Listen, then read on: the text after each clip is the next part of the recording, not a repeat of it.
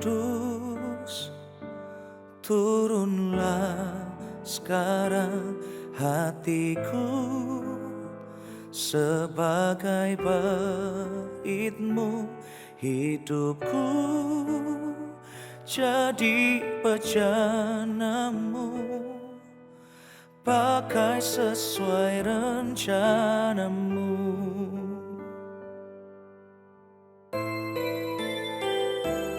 Rinduku ubah hidupku, ku bawa kepadamu Tuhan sebagai persembahan yang hidup sampai akhir hidupku. Roh Kudus penghibur dan penolongku, ku tak takut sebab Engkau ada di dalamku. Kau ubah dukaku menjadi sukacitaku. Roh Kudus, Kau hadir di sini.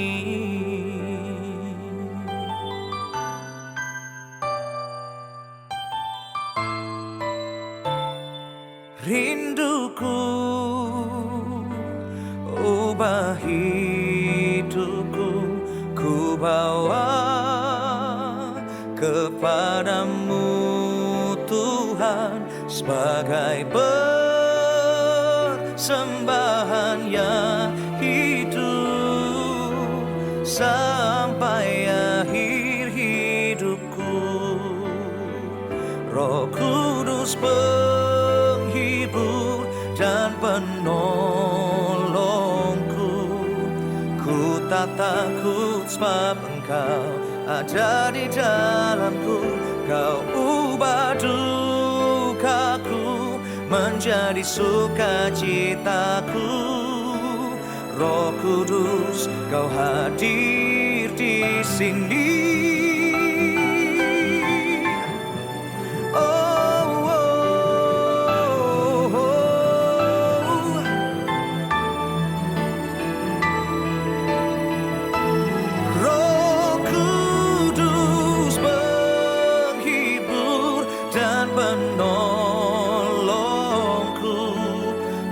Tak takut sebab Engkau ada di dalamku.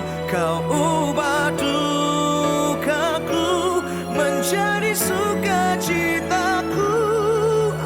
Roh Kudus, Kau hadir di sini. Roh Kudus, Kau hadir di sini.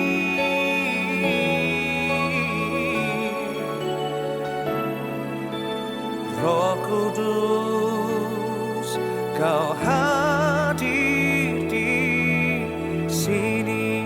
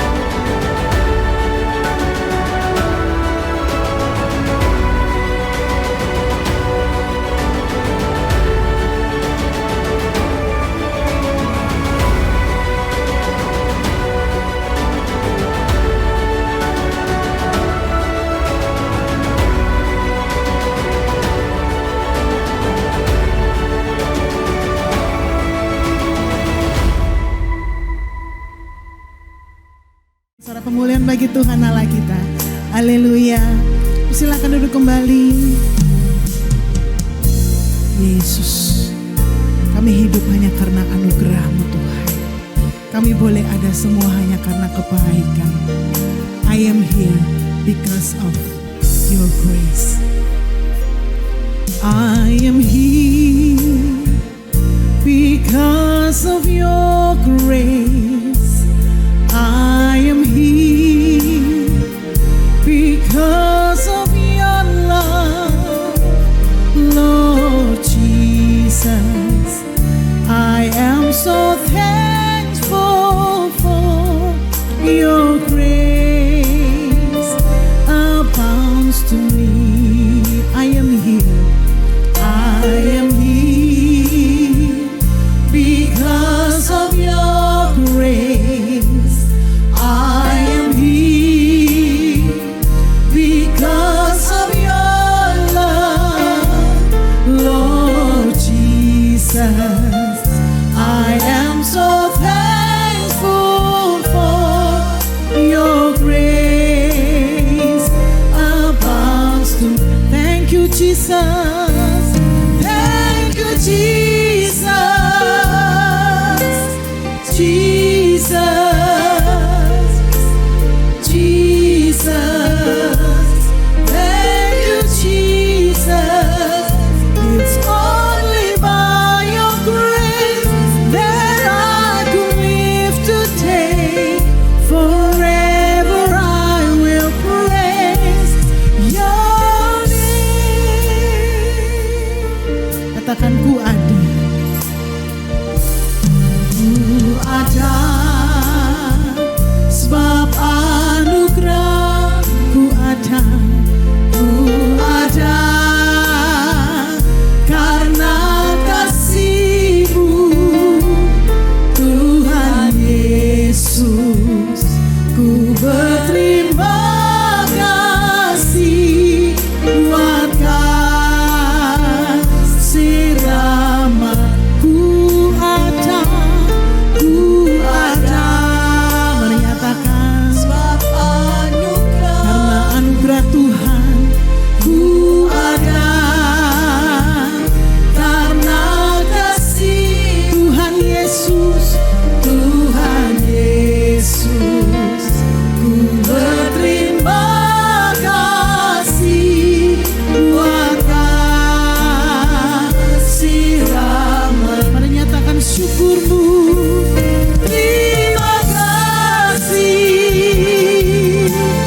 Yesus, Yesus, Yesus. Terima kasih karena anugerah-Mu buat hidupku sekarang.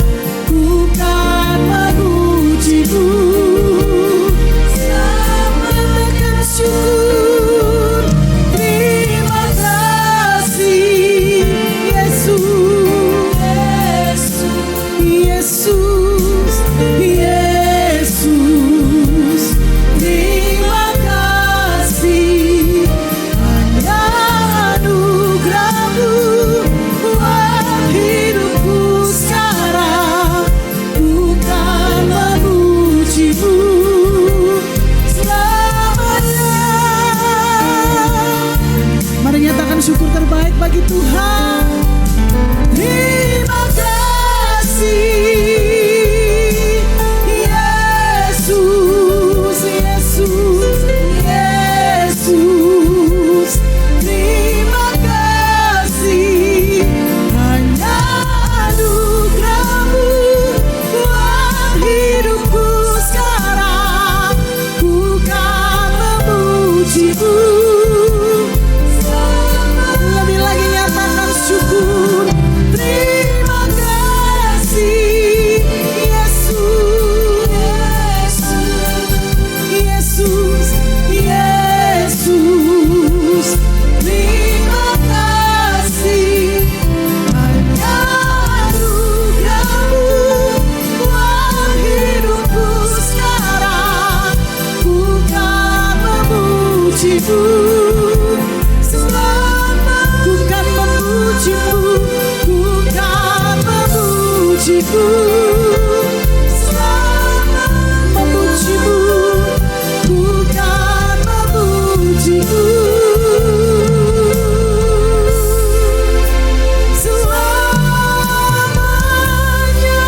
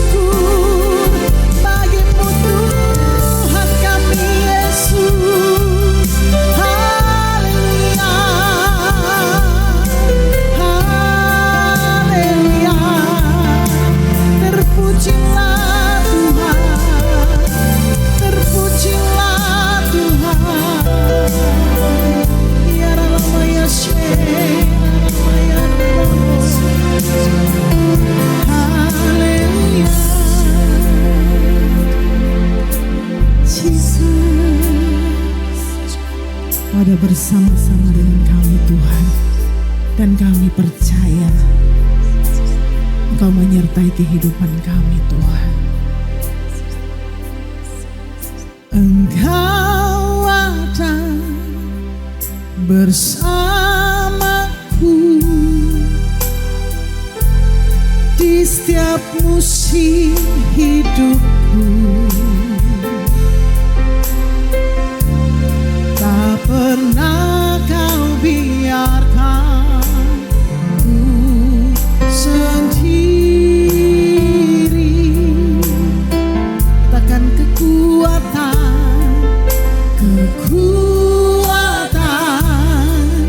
di jiwaku bersamamu adalah bersamamu. Katakan dengan imanmu, saudara. Tak pernah ku ragukan kasih-Mu. Bersama nyatakan bersamamu Bapa, ku lewati semua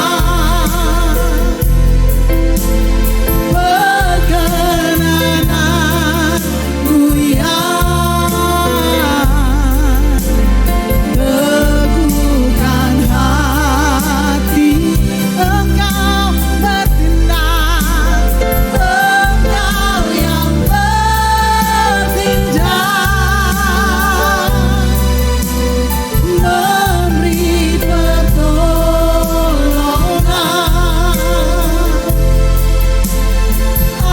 Anugerah-Mu besar melimpah bagiku.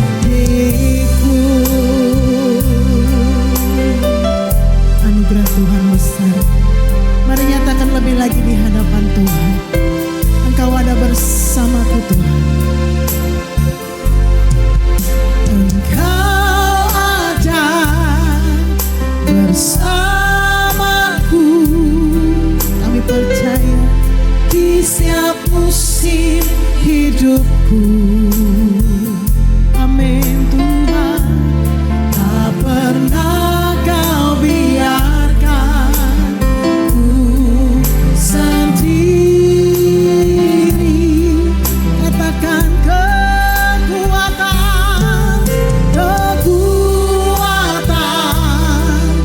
di jiwaku. Dengan iman nyatakan adalah bersamamu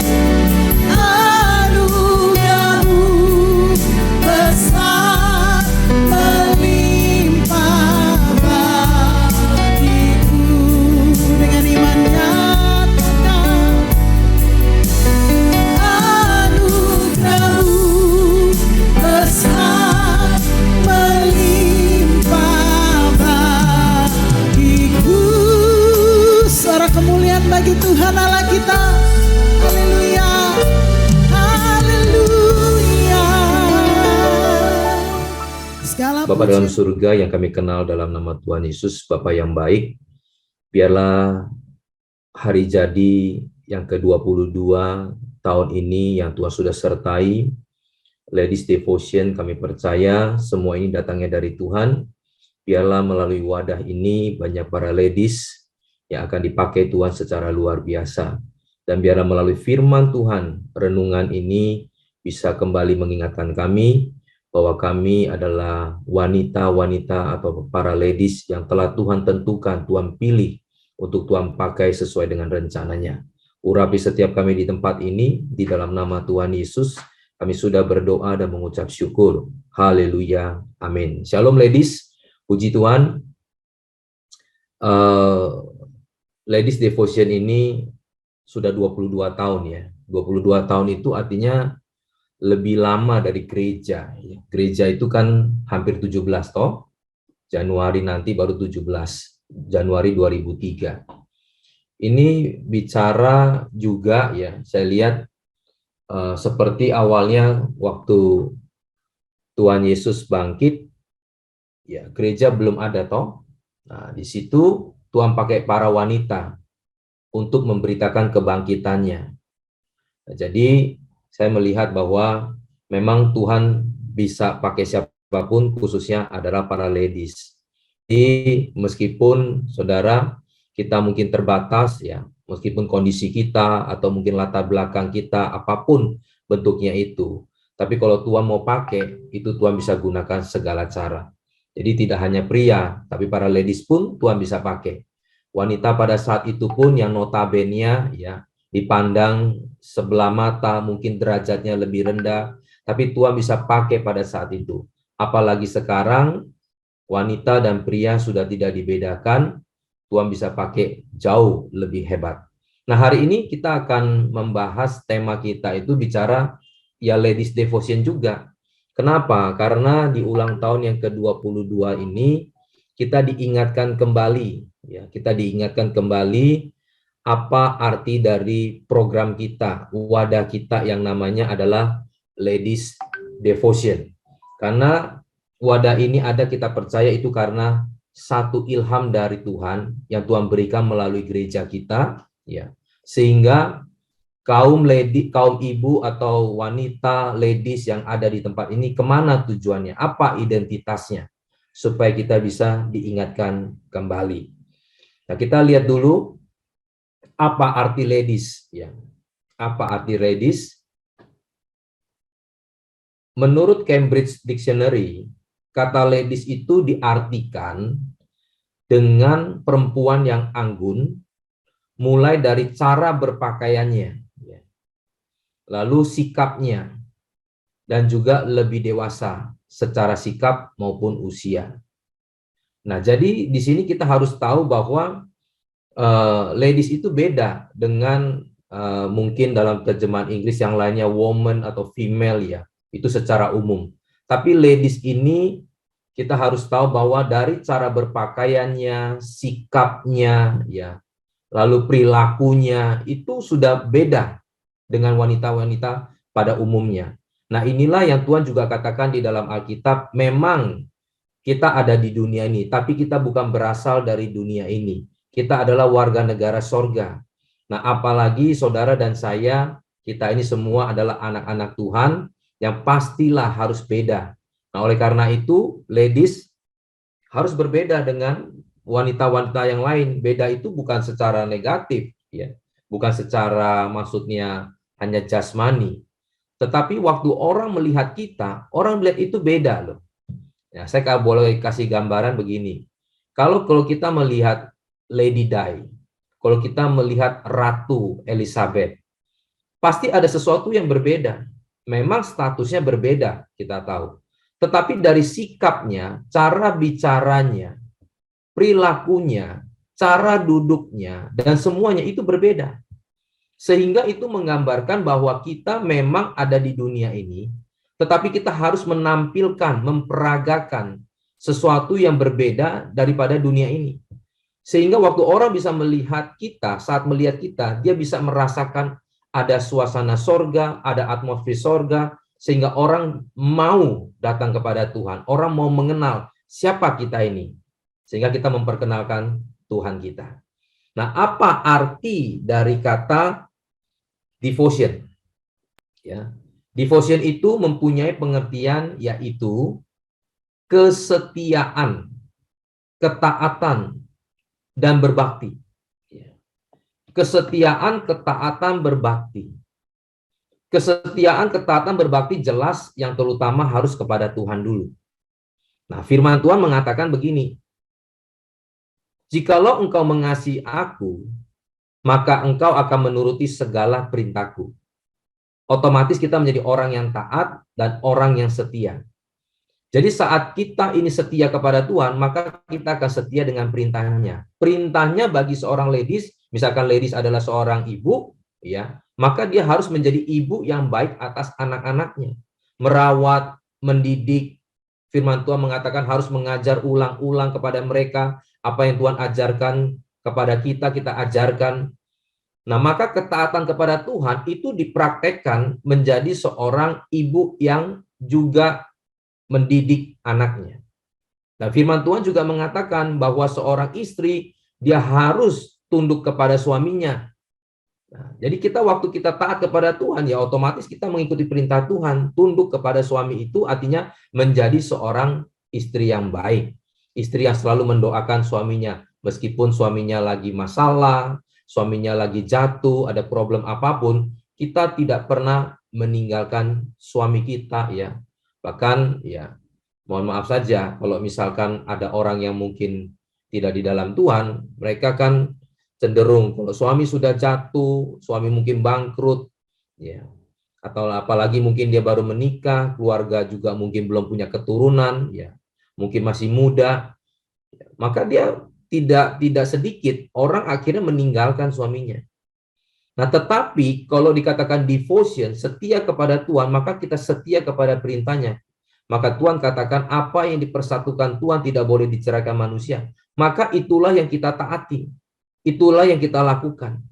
Nah, kalau ladies devotion ini kita gabung, maka saudara, ya, ladies kita semua ini akan menjadi orang-orang yang memperagakan, mempraktekkan ya apa yang Tuhan katakan, apa yang Tuhan inginkan di dalam kehidupan kita.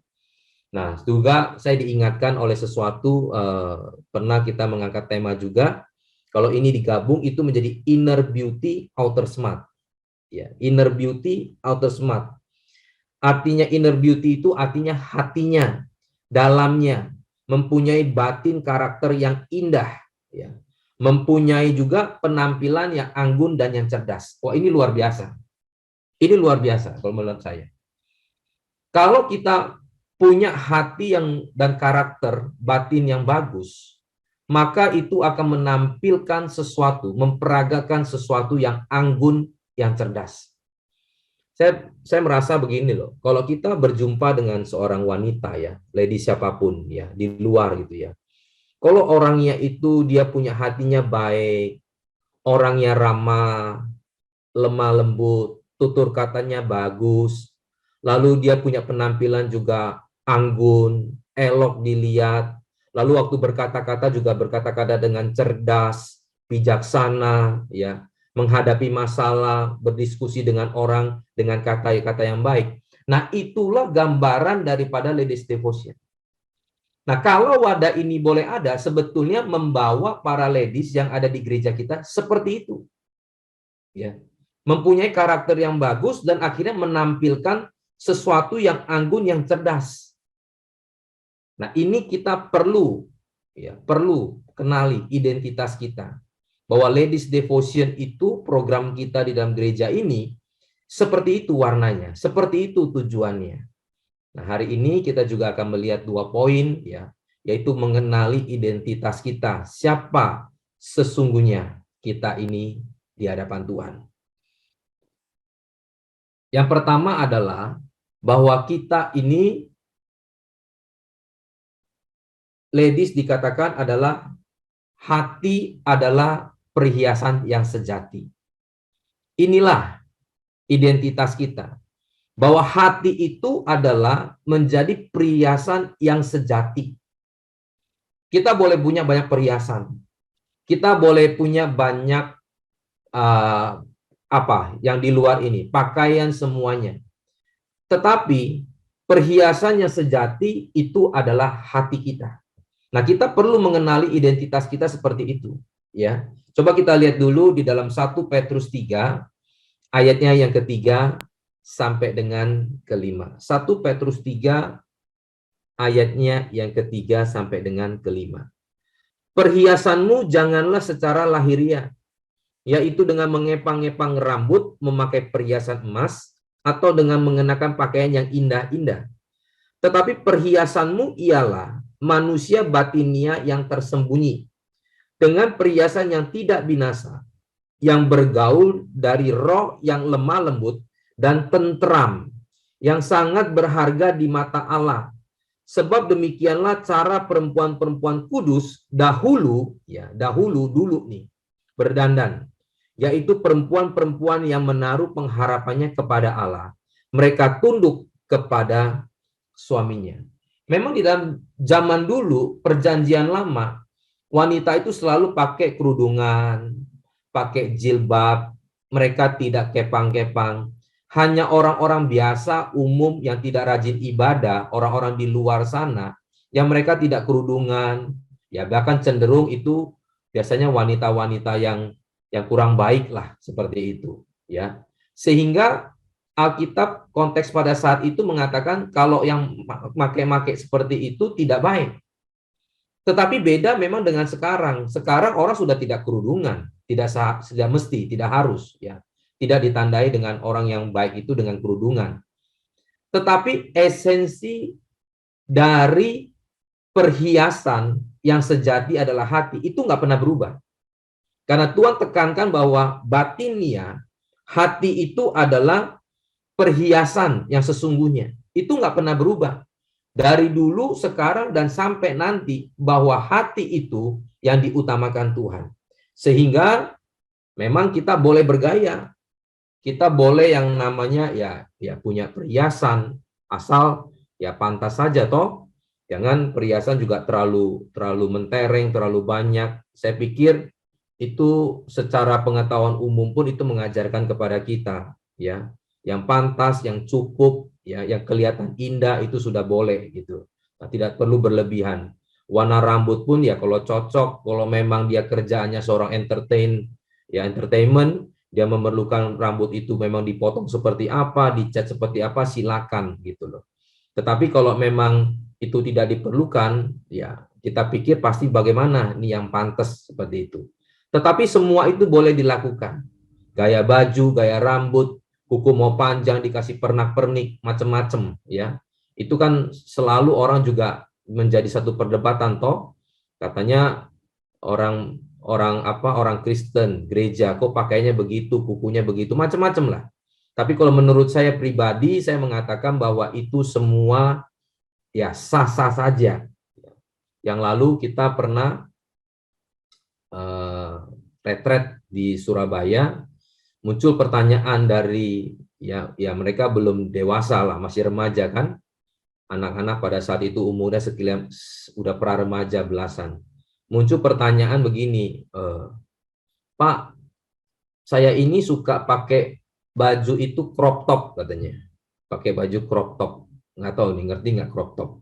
Crop top itu yang kelihatan puser gitu loh, ya, di atas perut tapi masih di bawah dada gitu ya. Nah, boleh nggak? Nah, muncul jawaban-jawaban dari para anak-anak. Yang satu bilang nggak boleh, yang satu bilang boleh. Lalu ditanya, yang nggak boleh kenapa? Karena saya nggak suka pakai itu.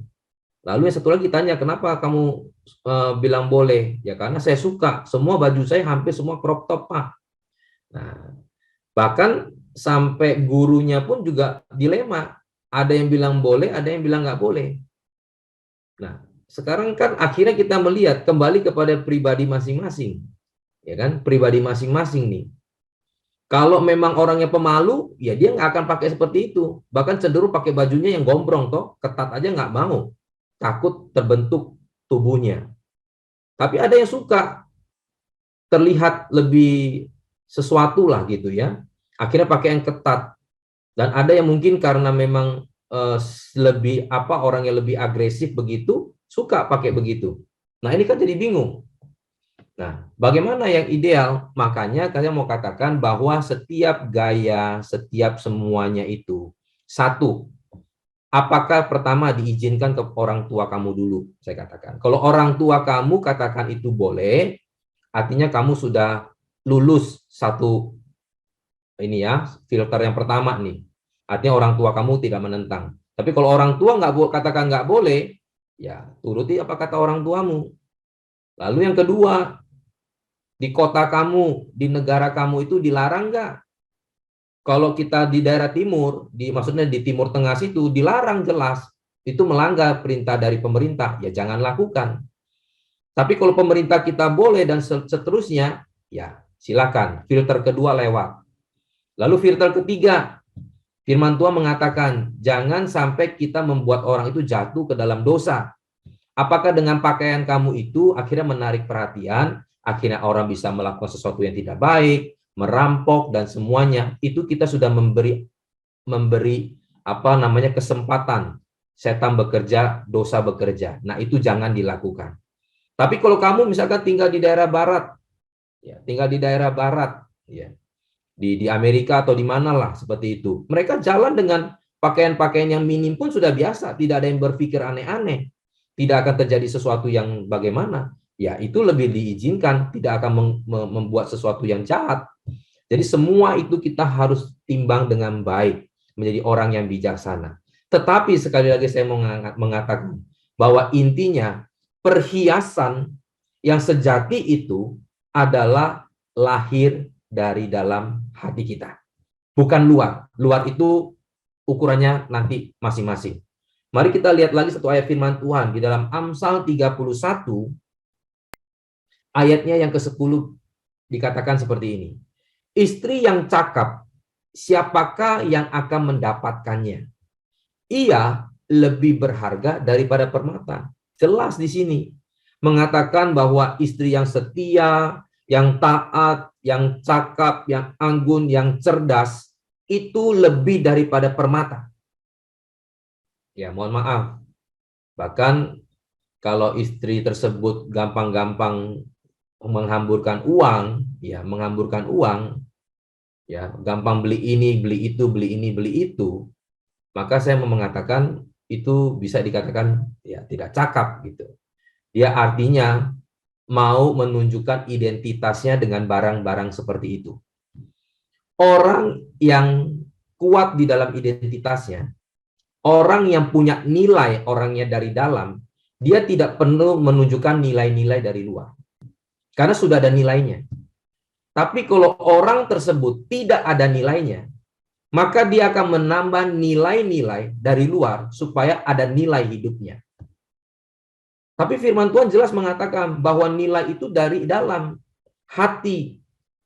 Kelakuannya yang cakap, yang bijaksana itu lebih daripada berharga, daripada permata. Buat apa kita punya segalanya, semua mentereng, tapi kalau tidak mempunyai sikap hati yang baik.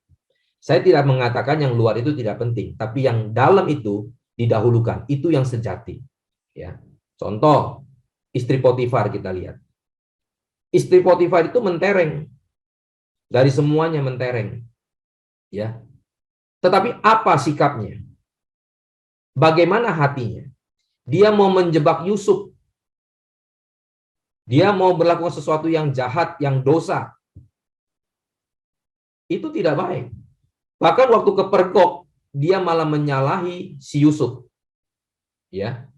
Dia buat seperti satu drama bahwa Yusuf narik dia, bajunya robek dan semuanya, dia buat drama semuanya. Sehingga Yusuf difitnah, Potifar memasukkan dia ke penjara. Nah, dari sini kita lihat bahwa kalau kita punya segala sesuatu yang berharga itu, yang maksudnya permata itu, tapi kalau kita tidak mempunyai hati yang baik, maka itu semua sia-sia. Tapi kalau hatinya sudah baik, saya yakin dia juga akan menampilkan sesuatu yang indah dan sesuatu yang anggun. Ya. Dan kita akan lihat lagi di dalam satu firman Tuhan yang memang sering kita terapkan di dalam doa berkat kita Amsal 4 ayatnya yang ke-23. Jagalah hatimu dengan segala kewaspadaan. Ini nih yang harus dijaga, diwaspadai. Karena sering muncul iri, dendam, kepingin menang daripada orang lain. Karena dari situlah terpancar kehidupan. Kalau hati kita sudah buruk, hati kita sudah jahat, yang terpancar itu akan sesuatu yang tidak baik, buruk.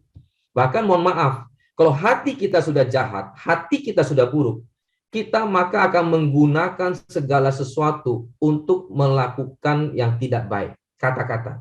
Ya. Kita bahkan bisa menggunakan harusnya baik, tapi karena hatinya tidak baik, maka apa yang baik itu digunakan jadi tidak baik. Dia bisa menggunakan firman Tuhan loh. Dia bisa menggunakan firman Tuhan itu dia putar balik bagaimana membenarkan apa yang salah. Dia bisa pakai firman Tuhan untuk menyerang orang. Dia bisa pakai firman Tuhan untuk nyerang suaminya, nyerang anaknya, nyerang semuanya. Padahal firman Tuhan baik toh. Tapi karena hati ini sudah tidak baik, maka dia akan pakai firman Tuhan yang baik itu untuk menyerang orang yang tidak sejalan dengan dia. Ini tidak baik. Karena apa? Karena hatinya. Makanya ulang-ulang kita ngomong di dalam gereja doa berkat, selalu jagalah hatimu dengan segala kewaspadaan. Firman Tuhan itu Tuhan taruh di dalam kita itu masing-masing. Ya. Contohnya, firman Tuhan dikatakan kepada istri, hai istri, tunduklah kepada suamimu. Hai suami, kasihilah istrimu. Hai orang tua, janganlah buat hati anakmu menjadi panas. Hai anak, hormatilah orang tuamu. Tuhan itu sudah taruh setiap firman itu kepada masing-masing pribadi. Jadi artinya firman Tuhan itu untuk kita pribadi, untuk kita praktekkan. Bukan untuk kita akhirnya serang suami, serang istri. Makanya yang terjadi, akhirnya istri itu dia tuntut suami. Hai suami, kasihilah istrimu. Dia lupa bahwa ada firman untuk istri, untuk tunduk. Suami pun sama, waktu terjadi perselisihan, dia ngomong, hai istri, tunduklah kepada suamimu. Dia pakai ayatnya istri. Jadi akhirnya tumpang tindih. Nah hari ini jangan lagi kita pakai ayat firman Tuhan itu untuk menghakimi seseorang. Untuk yang namanya menyakiti seseorang. Meskipun sesuatu yang baik, tapi kalau digunakan tidak baik, maka itu jadinya tidak baik. Tapi kalau firman Tuhan itu kita gunakan untuk kita praktekkan di dalam kehidupan kita. Khususnya ayat-ayat yang memang Tuhan prioritaskan untuk pribadi tersebut, ya kita pakai. Istri kita pakai ayat istri. Suami kita pakai ayat suami. Maka saya yakin itu akan menghasilkan sesuatu yang baik di dalam kehidupan kita. Ada kata-kata begini. Jagalah pikiranmu. Ya, hati ini kalau di dalam terjemahan Inggris itu selalu ditulis dengan kata mind. Jadi banyak orang kan bertanya-tanya, hati di mana Pak? Hati itu memang fisik. Memang kalau hati itu dibelah itu artinya di dalam dada kita. Hati itu seringkali digambarkan dengan pikiran kita. Jadi apa yang di dalam hati kita itu ya yang kita pikirkan, gitu loh. Ya, lahir dari hati pikiran kita itu. Makanya ada kata-kata pepatah mengatakan begini, jagalah pikiranmu, sebab pikiran akan menjadi ucapan. Ya.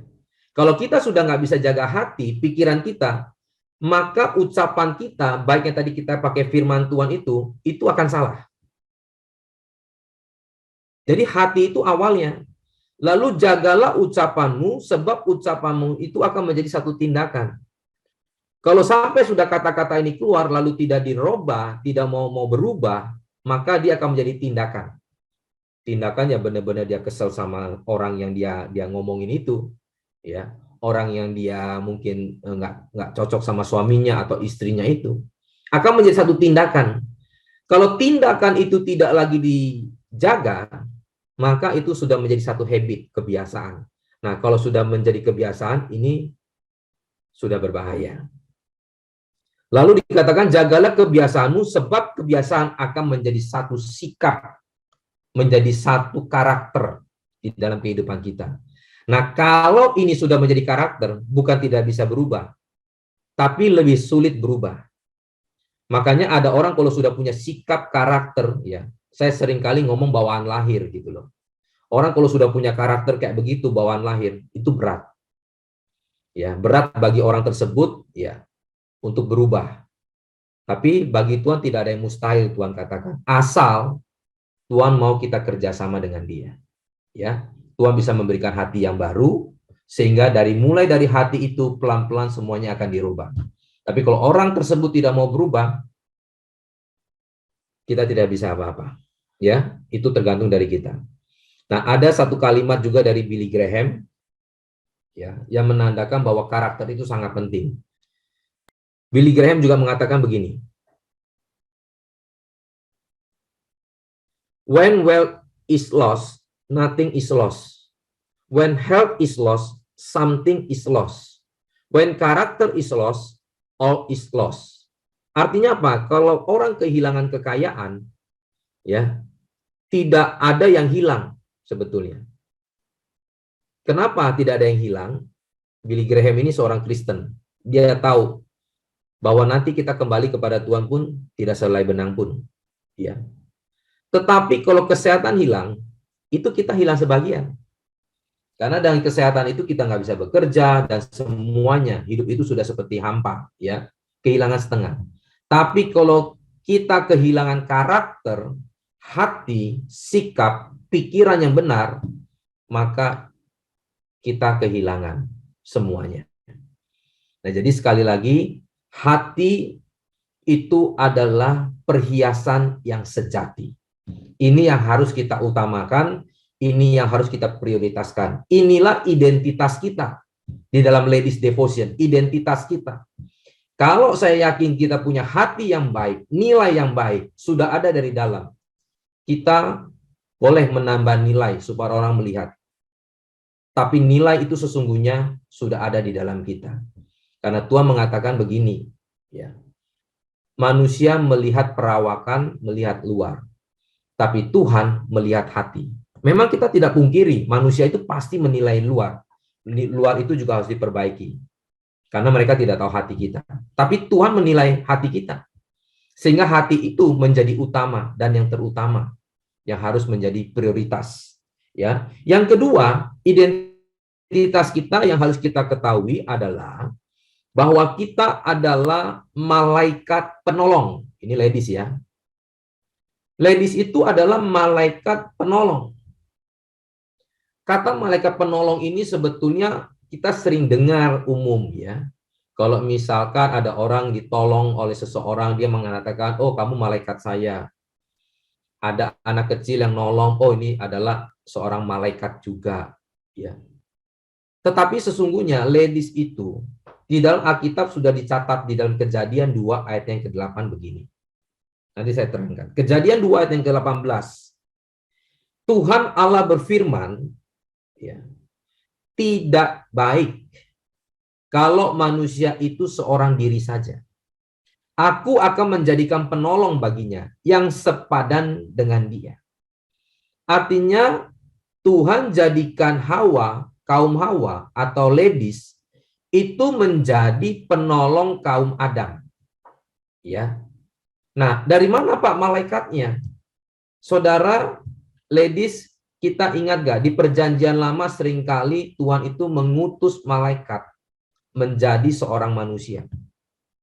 Di mana Tuhan pernah mengingatkan keluarga Lot dengan 2 pria, ya, yang itu adalah malaikat, artinya malaikat bisa jadi manusia kalau Tuhan utus. Tuhan juga pakai beberapa malaikat yang lain, ya, yang Tuhan utus juga di beberapa hal, banyak. Nah, artinya Tuhan waktu mau menolong Adam di dalam kehidupannya, Tuhan mengutus Hawa sebagai penolong. Jadi boleh saya katakan bahwa wanita itu adalah malaikat penolong bagi pria. Sehingga apa? Sehingga seorang wanita itu dia adalah yang Tuhan utus untuk menolong sang suami di dalam keadaan apapun. Ya. Coba kita lihat di dalam Amsal 31 ayat yang ke-11. Sehingga suami menjadi orang yang beruntung. Hati suaminya percaya kepadanya, kepada istri maksudnya. suaminya tidak akan kekurangan keuntungan.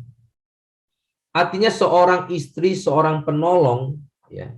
Penolong ini juga ditulis kalau di dalam Ibrani itu selalu ada gendernya. Kalau kita kata di Indonesia itu tidak ada gender ya. Ya, kata aja, tapi di dalam tulisan Ibrani ya, tulisan Yunani, mungkin di tulisan, kalau saya nggak salah di Sanskerta pun itu ada gendernya.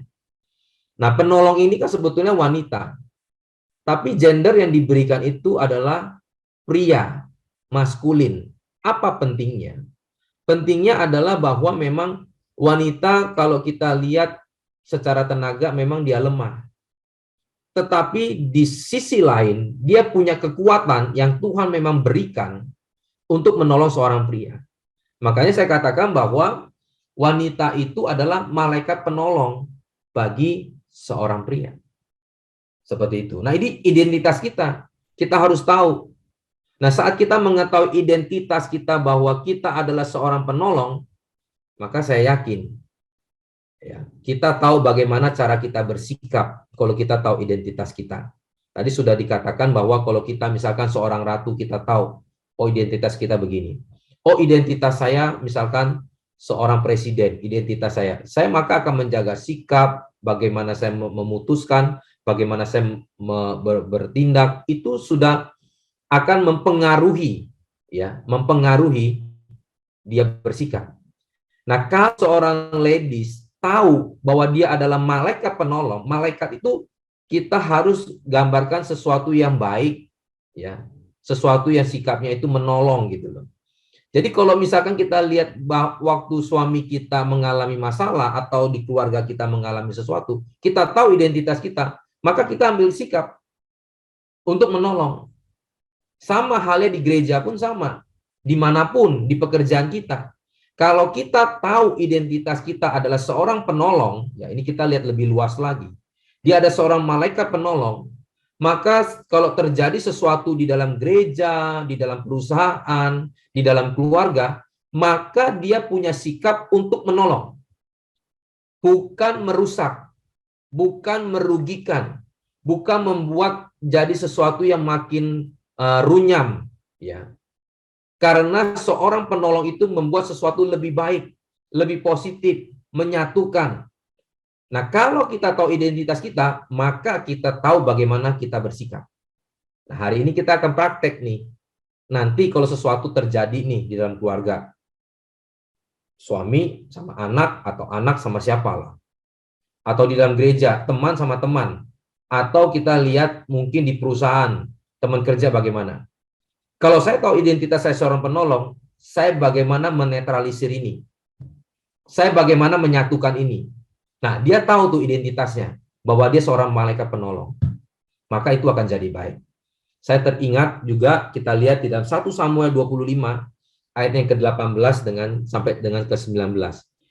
Seorang Abigail, dia tahu bahwa dia adalah seorang penolong. Ya.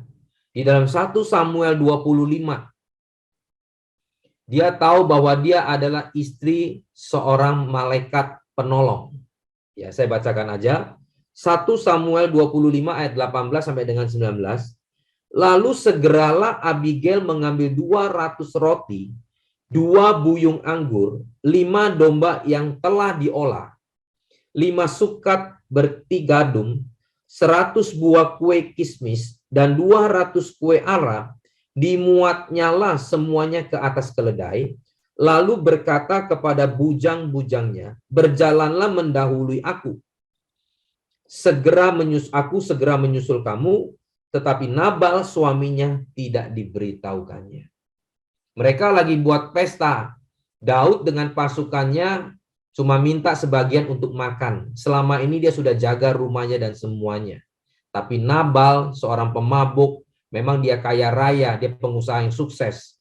Tapi dia seorang yang tidak baik hatinya. Seorang yang jahat, seorang yang bebal. Hati Nabal itu bebal. Sehingga dia tidak mau turuti apa kata Daud, pengawalnya itu. Dia suruh pulang. Nah, Daud yang mendengar ini marah.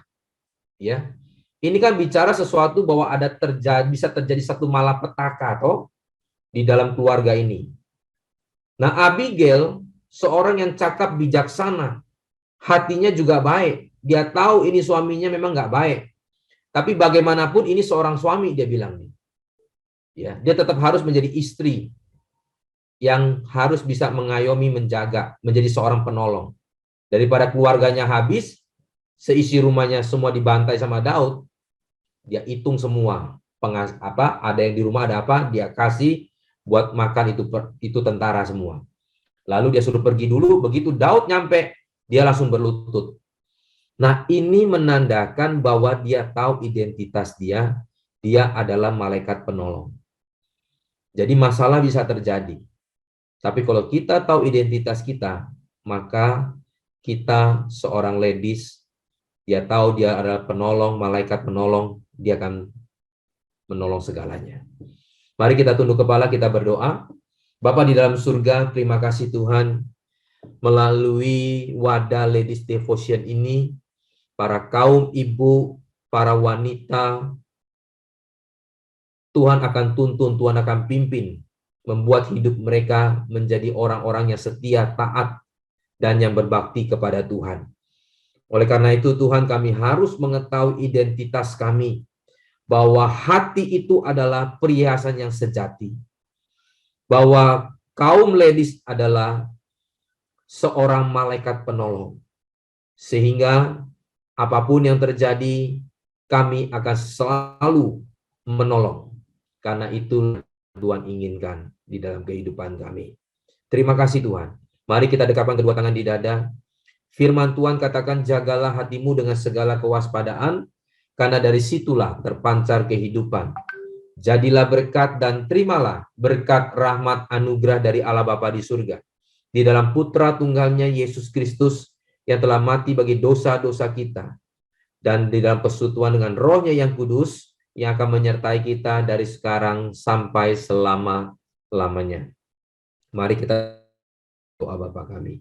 Bapa kami yang di surga, dikuduskanlah namamu, datanglah kerajaanmu, jadilah kehendak-Mu di bumi seperti di surga.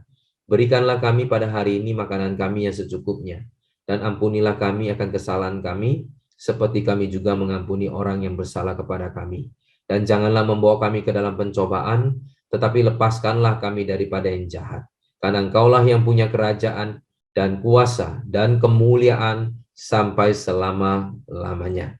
Amin. Tuhan Yesus memberkati. Shalom.